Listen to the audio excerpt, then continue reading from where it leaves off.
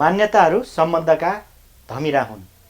Henry विङ्कलरका उक्त भनाइ सँगसँगै कार्यक्रम किताबका कुरामा स्वागत छ। नमस्कार, म मिलन राई। कार्यक्रम किताबका कुरामा हामी विभिन्न सर्जकहरूसँग उहाँहरूको सिर्जनाको विषयमा कुराकानी गर्ने गर्छौँ।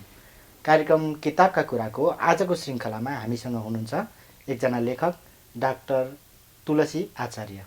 आउनुहोस् उहाँसँग कुराकानी सुरु गरौँ। नमस्ते, स्वागत छ तपाईँलाई। नमस्ते मिलनजी, नमस्ते। साहित्य लेखनप्रति कसरी आकर्षण भयो, त्यहीँबाट सुरु गरौँ न है। अब साहित्य लेखनको कुरा गर्ने हो भने अनौपचारिक रूपमा साहित्यको लेखनमा चाहिँ पहिल्यैबाट रुचि थियो मेरो। भनौँ न, अब स्कुले जीवनदेखि नै हामी प्रायः चाहिँ मैले नयाँ नयाँ पुस्तकहरू किन्दाखेरि मलाई मनपर्ने भनेको चाहिँ ती नेपाली नेपाली पुस्तकका कविताहरू, कथाहरू, तिनले मलाई तानिहाल्थ्यो। अनि त्यो विद्यालयमा शिक्षकले पढाउनु अगावै त्यो नयाँ किताब आउने बित्तिकै म त्यो पृष्ठहरू पल्टाएर पढिहाल्थेँ। त्यसले पनि एक प्रकारको मेरो चाहिँ त्यो साहित्यप्रतिको मोह रहेछ भन्ने कुराको अनुभूति मलाई आजभोलि हुन्छ। त्यो कोट्याउनु पऱ्यो भने कहिलेबाट म साहित्यमा रुचि राख्न थालेँ भन्दा। तर औपचारिक रूपकै कुरा गर्ने भने जब मैले चाहिँ अङ्ग्रेजीमा त्रिभुवन विश्वविद्यालयबाट चाहिँ स्नातक गर्न थालेँ अङ्ग्रेजी साहित्यमा, त्यति बेला विदेशी साहित्यका पुस्तकहरू पढियोस्, उपन्यासहरू पढियो, अङ्ग्रेजी कविताहरू पढ्न थालियो। त्यस पछाडि त्यो सैद्धान्तिक ज्ञान सँगसँगै आफूलाई पनि व्यावहारिक रूपमा एक प्रकारको लेखनको अभ्यास हुन थाल्यो। र ती कुराहरूले चाहिँ मलाई के देखाउँछ भने सायद मेरो औपचारिक रूपमा यो रुचि चाहिँ साहित्य यो चाहिँ स्नातकोत्तरको अङ्ग्रेजी साहित्यमा चाहिँ स्नातकोत्तर गर्दै गर्दा भयो।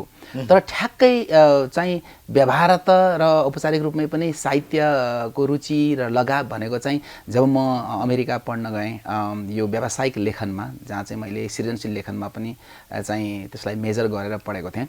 त्यस सिलसिलामा एउटा अङ्ग्रेजी उपन्यास रनिङ फ्रम द ड्रिमल्यान्ड मैले प्रकाशित गरेँ। र सायद मेरो त्यहीँबाट यो साहित्यप्रतिको मोह, रुचि, यो लेखनप्रतिको भनौँ न लगाव भएको हुनुपर्छ भन्ने लाग्छ मलाई। जनप्रशासन तथा नीतिमा पिएचडी पनि गर्नुभयो। हजुर। अनि सृजनशील लेखनमा चाहिँ स्नातकोत्तर पनि गर्नुभएको छ। हजुर।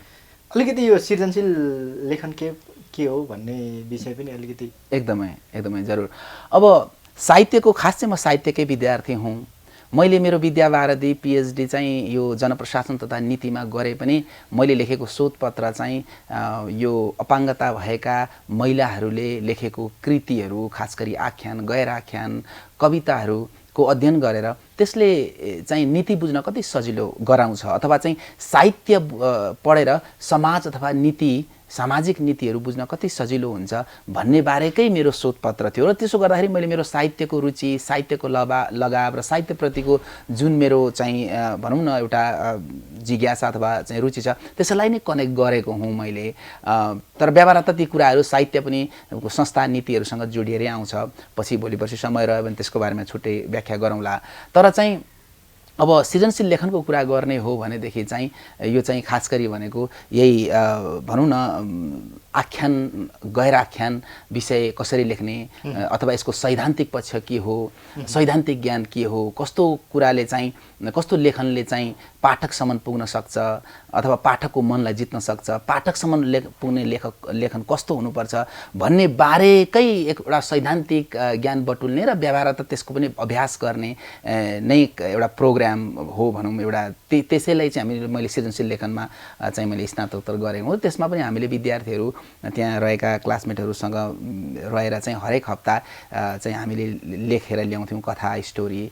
अनि त्यो ड्राफ्ट चाहिँ हामी चाहिँ सर्कुलेट गराउँथ्यौँ सबैजनामा। जस्तो 10 जनाको टिम छ भने त्यसमा पियर रिभ्यू गराउँथ्यौँ कि अरू बाँकी 9 जनाले मेरो लेखनलाई कसरी हेर्छन्, कहाँ के अभाव छ, कहाँ के खड्किएको छ, कुन कुराले चाहिँ यसलाई अझ राम्रो महत्त्वपूर्ण बनाउँछ, कुन कुरा छुटेको छ, पाठक के चाहन्छ भने एउटा पाठकीय दृष्टिकोणबाट, अडियन्सको दृष्टिकोणबाट, रिडरको दृष्टिकोणबाट हेरिन्थ्यो। र त्यसले चाहिँ एउटा राम्रो बलियो लेखक बन्नलाई सहयोग पुर्याउँथ्यो। र त्यही जान्न, बुझ्न, सैद्धान्तिक र व्यावहारिक ज्ञान लिनकै लागि नै मैले त्यो स्नातकोत्तर पनि गरेको हुँ, सृजनशील लेखन पढेको थिएँ। अहिले बजारमा निकै चर्चामा रहेको तपाईँको पुस्तक हजुर मोचन मेरो हातमा छ। हजुर। यो मोचन लेखनको सिलसिला पनि अलिकति सन्दर्भ कोट्याउँ कि कसरी यो मोचन लेख्नुपर्छ भन्ने तपाईँलाई लाग्यो? मैले अङ्ग्रेजी भाषामा त कलम चलाइरहेकै थिएँ आख्यान, गैर आख्यानमा। तर नेपाली भाषामा मैले किनभने नेपालमा हुर्केँ, नेपालमा जन्मेँ त्यो पृष्ठभूमिबाट आएको मान्छेले नेपाली पाठकहरूलाई पनि मैले केही दिनुपर्छ र साहित्यले चाहिँ समाजका विविध आयामहरू समाजका सम्बन्धहरूको बारेमा बोल्नुपर्छ भन्ने मलाई चाहिँ लागिराखेकै विषय थियो। अघि तपाईँले जुन विषयको उत्थान गर्नुभयो कि मान्यताहरू चाहिँ सम्बन्धको लागि धमिराहरू हुन् भन्ने जुन तपाईँले उक्ति त्यहाँनिर चाहिँ उठाउनु भयो र सामाजिक मूल्य र मान्यताहरूले राम्रा फराकिला सामाजिक मान्यताहरूले पनि भनौँ न समाजलाई दृष्टिकोणलाई राम्रो बनाइराखेको हुन्छ भने साँघुरा मान्यताहरूले त्यो अनुसारले चाहिँ सम्बन्धका पाटा अथवा अरू कुराहरूलाई चाहिँ बिगारिराखेको हुन्छ। अब जस्तो नेपालमा जन्मेर हुर्केर विदेशी भूमि अमेरिकामा पढ्ने क्रममा जाँदा र त्यहाँको संस्कृतिसँग हिँड्दै डुल्दै जाँदाखेरि त्यहाँका नेपालबाट अमेरिका पुगेका पात्रहरू जसले जीवनमा भएका भोगाइहरू अथवा नेपालकै सन्दर्भमा पनि सम्बन्धलाई हेर्ने विभिन्न आयाम र दृष्टिकोणहरू हुन्छन् हैन। पति पत्नी बीचको सम्बन्ध, प्रेमी प्रेमिका बीचको सम्बन्ध, अनि एउटा वैवाहिक सम्बन्धमा जुटिसकेको मान्छे चाहिँ नेपालको संस्कृति सम्बन्धमा हेर्ने हो भनेदेखि चाहिँ बिहा गरिसके पछाडिको सम्बन्ध विच्छेदलाई चाहिँ एउटा हेयको दृष्टिले अथवा त्यो एउटा सजिलो कुरा होइन, एउटा च्यालेन्जिङ कुराको रूपमा नै लिइने गरिन्छ पनि एक किसिमले भन्ने भने।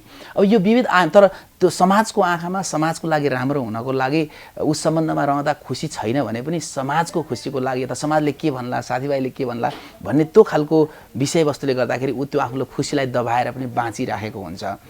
तर जब मान्छे फरक संस्कृतिमा जान्छ त्यहाँको संस्कृतिको प्रभाव उसमा त्यही तरिकाले परेको हुन्छ र यी विविध आयामहरूलाई मैले देखिसके पछाडि मसँगै रहेका केही साथीभाइहरूका जीवन कथा कहानी सुनिसके पछाडि र म आफै पनि एउटा वैवाहिक पुरुष भएको हिसाबले चाहिँ आउने सम्बन्धका विभिन्न उतार चढावहरू यी विविध आयामहरूलाई देखेपछि समाजमा घटेका घटनाहरूलाई एउटा राम्रो पृष्ठभूमि बनाएर पस्किन सक्यो भने त्यसले पाठकलाई पनि केही कुरा दिन्छ, समाजलाई पनि सम्बन्ध के हो भनेर बुझ्ने अवसर दिन्छ र पढ्ने पाठकले पनि उसले आफूलाई आफूसँग रिलेट गरेर हेर्न सक्छ भन्ने त्यो चिन्तनले गर्दाखेरि नै मैले वास्तवमा यो उपन्यास लेखेको हुँ।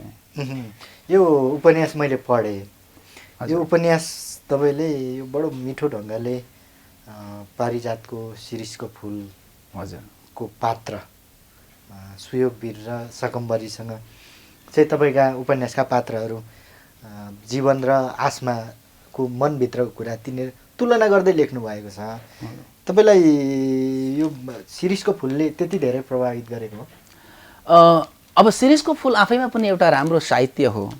राम्रा साहित्यहरू र राम्रा उपन्यास बजारमा कुन कुन हुन् अहिलेसम्म भन्यो भने वास्तवमा नै शिरीषको फुलको नाम प्राय सबैले नै लिन्छन् भन्ने लाग्छ। अब शिरीषको फुल एउटा सानो उपन्यास हो र त्यो भए पनि त्यो भित्र खेल्न सक्ने विविध आयामहरू छन्। कि त्यस्तै बनाउन खोज्नुभएको हो? अलिकति छुट्टै कुराहरू थपेर शिरीषको फुललाई नै कपी गर्न खोज्नु भएको त? जरुर होइन, कदापि होइन। र मैले भने कि चाहिँ शिरीषको फुलभित्रका सुयोगवीर बरी यी पात्रहरू छन् र यी पात्रहरू एउटा बिम्बको रूपमा पनि उनीहरूलाई उठान गर्न सकिन्छ र एउटा चाहिँ भनौँ न एउटा निस्सार प्रेमको कुरा, एउटा विसङ्गति जीवनका कुरा बडा मिठो ढङ्गले रोचक ढङ्गले त्यहाँनिर देखाइएको छ एउटा कुरा। अर्को कुरा चाहिँ तपाईँको जुन भनौँ न एउटा यति कठोर हृदय भएको सुयोगवीर थाहै नपाइकन जब ऊ चाहिँ विश्वयुद्ध पछाडि आउँछ त्यो चाहिँ बरीको प्रेममा यति मिठो गरी अल्झिन्छ कि बरी त्यति दयालु देखिन्नन्, त्यति उसलाई त्यति भाव दिइराखेको हुँदैन र पनि उसको एउटा एकल प्रेममा एउटा वान साइडेडमा लभमा ऊ चाहिँ त्यहाँ परेको हुन्छ। अनि यो माया प्रेम भन्ने कुरा बडा अचम्मको, यो सम्बन्ध भन्ने कुरा बडा अचम्मको, त्यति कठोर हृदय भएको मान्छेको हृदय पनि कसरी स्वस्फूर्त पग्लिन सक्यो होइन? यो बडा रोचक। अनि संयोग के पर्यो भने मैले यी पात्रहरूसँग खेल्दै जाने क्रममा हुन त पहिला पनि मैले पढेको थिएँ यो पारिजातको जुन शिरीषको फुल र मैले फेरि एकचोटि अध्ययन गर्न मन लाग्यो र त्यो पढ्दै जाँदाखेरि त्यो संयोग पनि भयो कि त्यो पढ्दै जानु र मैले यता उपन्यास लेख्दै जानु गर्दाखेरि मलाई कस्तो भइदियो भने यो एउटा यति राम्रो साहित्य हो। यो साहित्यलाई चाहिँ मैले उठान गरेर ल्याएँ भने पाठकहरू पनि बिम्बसँग खेल्न सक्छन् र यदि नपढेका छन् भने के रहेछ यो शिरीषको फुल भनेर उनले शिरीषको फुल पनि उनीहरूलाई पढ्न एकचोटि चाहिँ त्यो झकझक्याओस् भन्ने मेरो एउटा चाहना पनि हो। अनि त्यही अनुसार यतापट्टि त्यस्तो सम्बन्ध छ सुयोगवीर र बरीको। अब यता जीवन त्यति काइन्ड हार्ट भएको जीवन पात्र, सुरुवातबाटै त्यति काइन्ड हार्ट भएको जीवन पात्रको जीवनमा चाहिँ किन त्यो सम्बन्धमा त्यस्तो उतार चढाव आयो, किन त्यो मिलेर जान सकेन भनेर त्यो एउटा कन्ट्रोभर्सियल, एउटा विरोधाभास यो सम्बन्ध र प्रेमको कुरालाई चाहिँ मैले उजागर गर्न खोजेको हो। र अलिकति मिठास पनि हुन्छ, पाठक बिम्बसँग पनि खेल्न सक्छन् र एउटा मेरो चाहिँ एक प्रकारको डेडिकेसन पनि हुन्छ पारिजातलाई भन्ने हिसाबले पनि हो त्यो उठान गरेको मैले खास चाहिँ। मैले यो तपाईँको व्यक्तिगत जीवन र यो जीवन पात्रसँग तुलना गरी हेरेँ, 2-4 कुरा मैले समानता पाएँ। हजुर। जस्तै जीवन पात्र नेपालबाट अमेरिका पढ्न गएको हुन्छ। हजुर। तपाईँ पनि जानुभएको थियो। जरुर।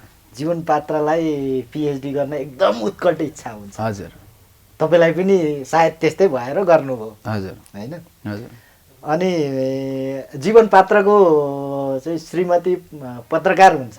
हजुर। श्रीमती होइन, अनामिका भन्ने पात्र शिक्षक, जोसँग चाहिँ ऊ दोस्रो सम्बन्धमा रहेको हुन्छ। होइन? तपाईँको श्रीमती पनि चाहिँ पत्रकारिता क्षेत्रमा हुनुहुन्छ। मैले पर्सनल प्रश्न गर्नुहुन्थ्यो कि हुँदैन थियो, मैले जोड्न खोजेँ कि तपाईँको जीवनमा आसमा भन्ने पात्र थियो थिएन, या अन्य कोही थियो थिएन, म त्यतातिर जान चाहिनँ। कतै तपाईँले आफ्नै अनुभव त लेख्नु भयो होइन? त्यो राम्रो प्रश्न हो। किन भन्दा कतिपय कस्तो हुन्छ भने पाठकीय हामीलाई यो पढ्दै जाँदाखेरि के पनि लाग्छ भने यो काहीँ कतै देखिएको नै घटना हो, सुनिएको नै घटना हो, यस्तो घटना त भइरहेकै छ भन्ने पनि लाग्छ। यो एकदम जीवन्त छ।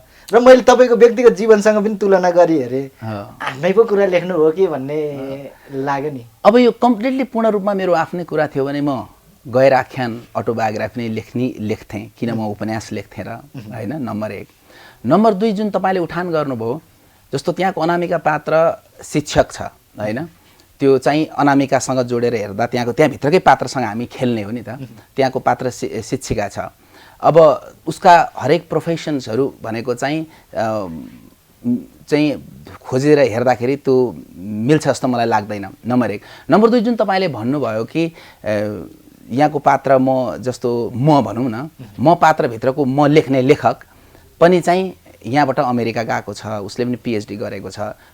जरुर हो, त्यो हिसाबले केही कुराहरू मिल्छ। र कस्तो हुन्छ भने दुःख पनि गर्नुभयो होला अमेरिकामा। एकदमै। तर यहाँनिर मैले भन्न खोजेको के हो भनेदेखि कतिपय कुराहरू त्यो एउटा लेखकको र उपन्यासको पनि प्रभावकारिता अथवा त्यसको सशक्त कसरी बन्न सक्छ एउटा उपन्यास भन्ने कुरा भनेको पाठकले जब पढिसके पछाडि त्यसमा साँच्चै यो यथार्थै हो, उसले बाँचेकै जीवन हो भनेर उसले डिरेक्ट रिलेट गरियो भनेदेखि चाहिँ त्यसको प्रभावकारिता रहन्छ। र त्यसमा म खुसी पनि हुन्छु कि त्यतिसम्म उद्वेलित गरेछ पाठकलाई कि यो साँच्चै सत्यै हो जीवनको, उसको लेखकै जीवन कहानी हो भनेर भन्न सक्ने बनायो पाठकलाई भने त्यसको त्यो मेरो उपन्यासको सशक्तता त्यहाँ रहेछ भनेर म खुसी पनि रहन्छु।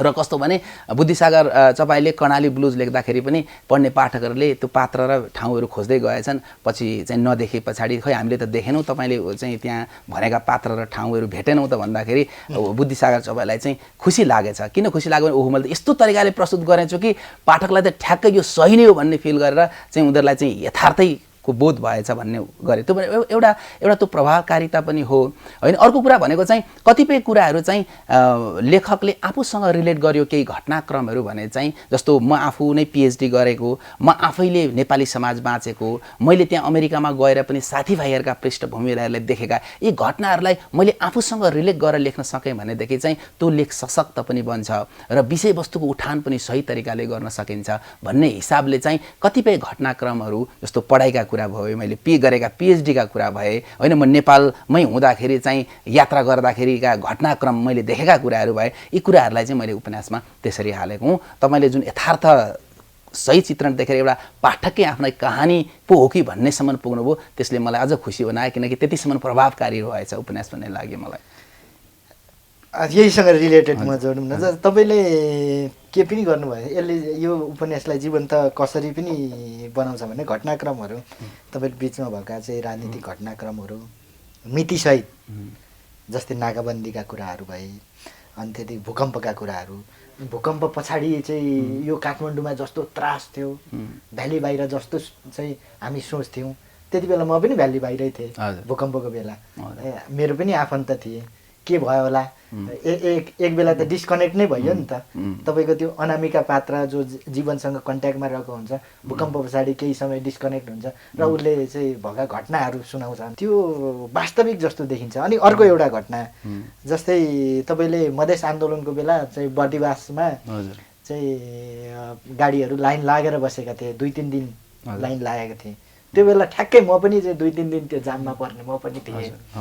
तपाईँले ठ्याक्कै त्यति बेला भएका घटनाहरू जस्तै ड्राइभरले चाहिँ गाडी राति कुदाउने बेला हेलमेट लाउने अनि अकस्मात ढुङ्गा आउने झ्याल फोडेर, यो त एकदम वास्तविकै जस्तो लाग्छ। हो एकदमै। अब त्यसको बारेमा यो भएकै घटनाहरू हुन्। फेरि तपाईँले यसरी मिलाएर चाहिँ यो उपन्यासमा समेट्नु भएको छ, यो जीवन्त बनाउँछ उपन्यासलाई। अनि कुनै मानेमा पनि लाग्दैन कि यो तपाईँले सिर्फ कल्पना मात्रै गरेर लेख्नु भएको भन्ने। यो कसरी सम्भव भयो? हो एकदमै। अब कस्तो हुन्छ भनेदेखि कतिपय घटनाक्रमहरू आफै देखेको भोगेको छ भने त्यस अझ मजाले त्यसलाई प्रस्तुत गर्न सकिन्छ।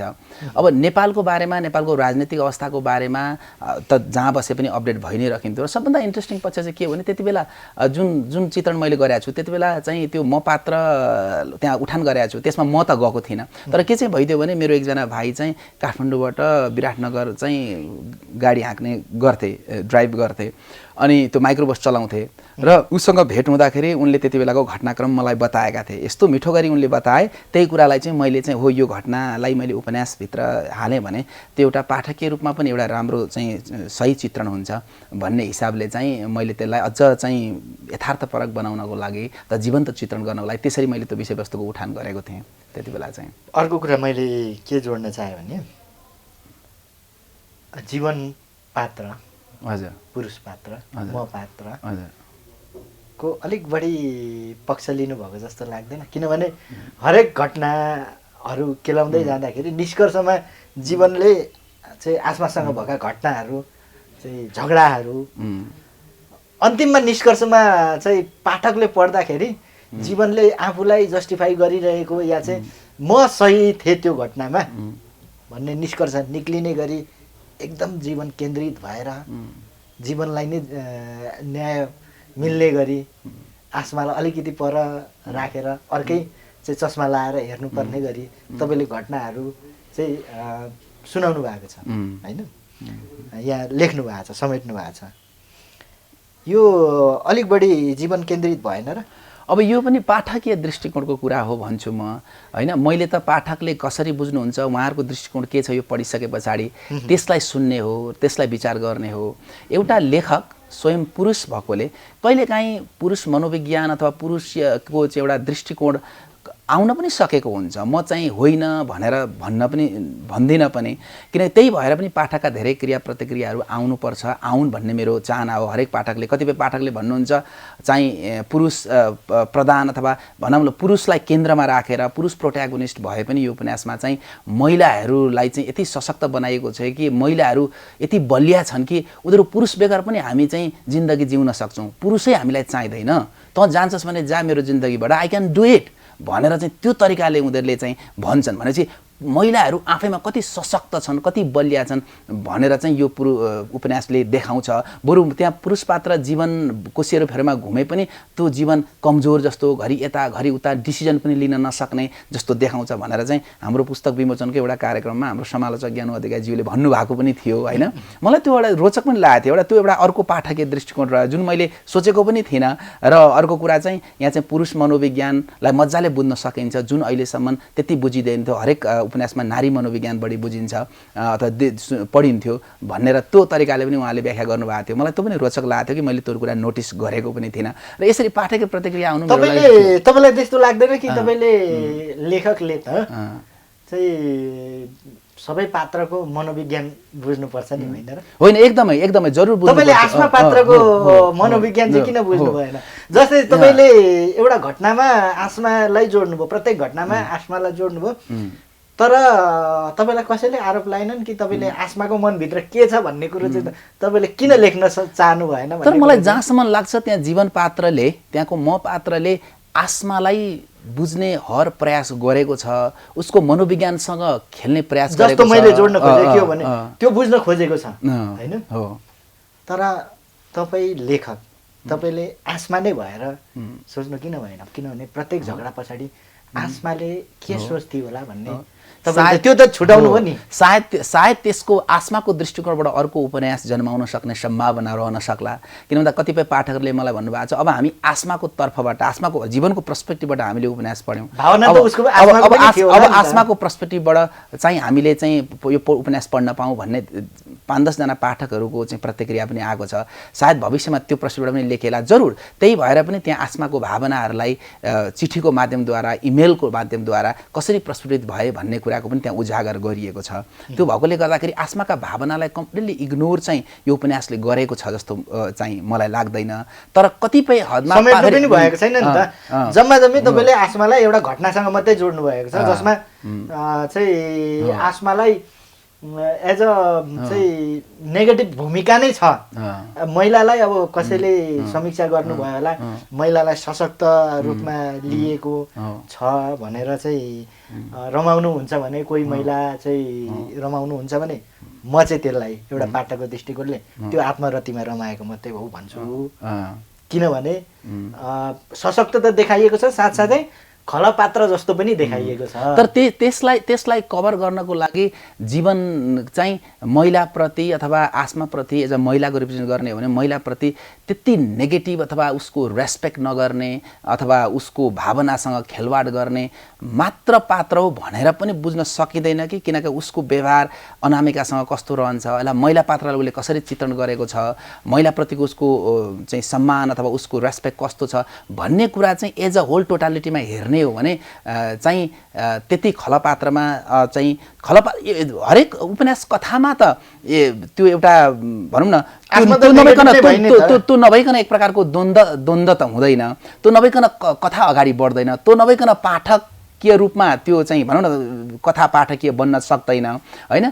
तर चाहिँ मैले फेरि भने पनि पाठकको एउटा दृष्टिकोण आउनुपर्छ, त्यो कुरालाई चाहिँ एक्नोलेज गर्नुपर्छ अथरले। र भोलिका दिनमा आस्माको तर्फबाट अर्को एउटा भनौँ न फेरि त्यस्तै उपन्यास जन्माउनु पर्ने अवस्था। तपाईँलाई लाग्दैन जीवनले अलिक हतारो गरे जस्तो? किनभने उसलाई अनामिकासँग सम्बन्धमा बस्नु थियो, पहिलो विवाह आस्मासँग चाहिँ उसको सम्बन्ध राम्रो भइरहेको थिएन, अनि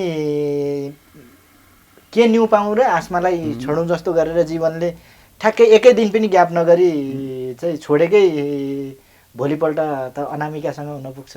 अब एज अ राइटर चाहिँ मलाई त्यो तरिकाले नै चाहिँ लाग्दैन। किनभने उसले आस्मासँग आउने बित्तिकै उसले त अनामिकासँग आउने बित्तिकै बिहा गर्छु भनेर आएको थियो नि त जीवन त होइन। तर आइसके पछाडि कति ठुलो उतार चढाव भयो, आस्मालाई किन माफ दिएन जीवनले? केही समय जीवनले ग्याप बस्नु पर्थ्यो या आस्मा आफूलाई बुझ्नु पर्थ्यो या आस्मालाई बुझ्ने समय लिनु पर्थ्यो भन्ने तपाईँलाई लाग्दैन? तर जीवनले धेरैचोटि माफ दिएको, धेरैचोटि त्यसलाई कम्प्रोमाइज गरेको घटनाक्रम त त्यहाँनिर मेन्सन भएको छ नि त। जीवनले किन चाहिँ आस्मालाई अब म तिम्रो जीवनदेखि जाँदैछु भन्नु उपयुक्त सोचेन त? त्यसको कुरा त फ्ल्यासब्याकमा आएको छ नि त सबै कुराहरू। जति पनि जीवनले प्लेन चढेर चाहिँ जब एटलान्टिक महासागरमाथिको प्लेन अगाडि उड्दै गर्दा ऊ फ्ल्यासब्याकमा गएर हरेक घटनाक्रमहरूको चिरफार गर्दै उसले त हरेकचोटि मैले कतिचोटि ट्राई गरेँ या गरिनँ भनेर जीवन आफैले त्यो कुरा भनेर उसले आफैलाई एनालाइज त गरिराखेको हुन्छ। आस्माले अन्तिम मलाई माफी देऊ भन्दा जीवनले किन माफ दिन उपयुक्त सोचेन? उसले फ्ल्यासब्याकमा फेरि गयो। आस्मा पछि त आस्माले त पछुतो त गरेको छ, जीवनलाई चाहिँ पर्खेको छ, कुरेको छ, मेल पठाएको छ एकदमै। तर आफ्नो जीवनको मूल्याङ्कन, आफ्नो जीवनको खुसी, व्यक्तिगत खुसी आफूले निर्णय गर्ने हो नि त। जीवनले जीवनको व्यक्तिगत खुसी उसले निर्णय गर्ने हो, भोलि म खुसी हुन्छु कि हुन्न त्यसको विश्लेषण गर्ने हो। यदि जीवन स्वार्थी हुन्थ्यो भनेदेखि उसले किन अनामिकालाई पनि छोडेर म अहिले केही निर्णय गर्न सक्दिनँ, म तँलाई सिन्दुर हाल्नेवाला छैन, म हिँडेँ भनेर निश्चय माया त गर्थ्यो र न त्यो द्वन्द्व सुरु भयो मन। यदि त्यो साँच्चै माया त जरुर गर्थ्यो, तर उसले बुझ्न चाह्यो वास्तवमा उसको जीवनमा को चाहिँ उसको भविष्य निर्माणको लागि सहयोगी बन्छ त, को चाहिँ मेरो जीवनसँग मिलेर आउन सक्छ त भन्ने कुराको अनिर्णयको बन्दी भएपछि उसले अन्तिममा अनामिकालाई पनि छोड्न विवश भएको थियो नि त। आस्मा के गर्दैछिन् अहिले? त्यो चाहिँ अब त्यो आस्माको पात्र के गर्दै होलिन् भन्ने कुराको लागि चाहिँ अर्को खोजी, अर्को अनुसन्धानको आवश्यकता होला सायद। त्यसको बारेमा चाहिँ अब छुट्टै कुरा जीवनले भन्ला। तपाईँ लेखक हो, तपाईँलाई थाहा होला नि त। त्यसको बारेमा म अनभिज्ञ छु के गर्दैछन् भन्ने कुरा। कार्यक्रममा समय दिनुभयो, धेरै धेरै धन्यवाद। एकदमै धेरै धेरै धन्यवाद। यहाँ आएर मोचनको बारेमा छलफल गर्न पाइयो, मोचनको विषयलाई अलिक मकमक्याउने, यसको बारेमा अलिकति कुतकुत्याउने चाहिँ अवसर पाइयो, त्यसको लागि धेरै धेरै धन्यवाद मिलनजी। एकदमै। कार्यक्रम किताबका कुराको आजको श्रृङ्खलामा हामीसँग हुनुहुन्थ्यो लेखक डाक्टर तुलसी आचार्य। कार्यक्रम किताबका कुराको अर्को श्रृङ्खला लिएर अर्को साता आउने छौँ। त्यति बेलासम्म हेर्दै गर्नुहोला जनता टेलिभिजन र सुन्दै गर्नुहोला रेडियो जनता 89.1 मेगाहर्ज। हस्त धन्यवाद, नमस्ते।